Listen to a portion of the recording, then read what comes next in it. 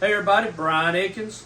We've got a pile of crap here, but 2, 4, 6, there's about $20,000 people have spent on these knives right here I'm going to show you today, and all of them are bad.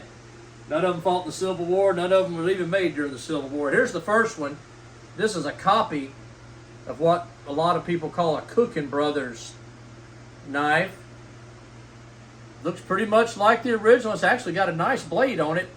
One thing, if you're at a flea market, antique shop, or at your cousin Scooter's house, these rings right here, the reproductions, they're finished inside the rings, where the originals that were made during the 1861 era, they're rough cast in here. They're not smooth. But there's just a quick tip for you. Here's one that a guy paid about $3,000 for. Scabbard is a modern reproduction. Remember, guys, if they made it in 1861, damn sure can make it in 1961. This is one that you see a lot at shows. This knife has some age, but it's not American Civil War. It could have been the Filipino Civil War or Mexican Civil War.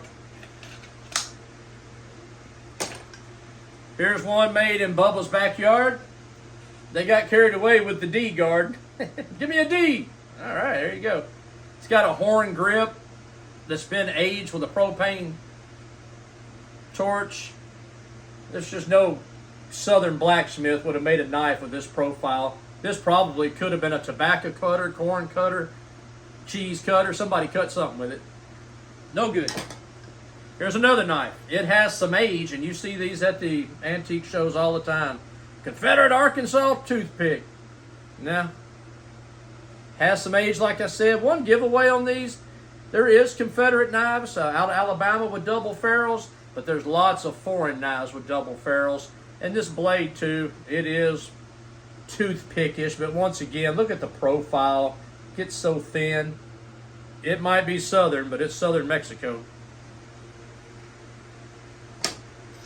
Here's another big knife. No good. Guy paid quite a bit of money for this. And it's actually a copy of the knife I mentioned a minute ago. There are some double ferrule knives, but they're made by T.L. Pruitt.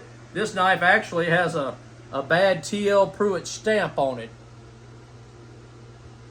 So this is a fake of a real knife. But look at the blade. It's lifeless.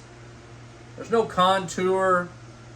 It's just a piece of metal somebody cut out and made to look like something. You can see the D has a little better look to it than that Give Me a D knife. Here's another fake. Guy bought this, paid good hard-earned money for it. This one lacks any heft to it. It's just super lightweight. This could have been a saw blade at one time. Once again, this is just another backyard project. But the blade is etched. Well, this one has an etched blade, even has the old magic letters CS on it. The other side even has a soldier's name. This one was actually in a museum. They sent it to me. No good.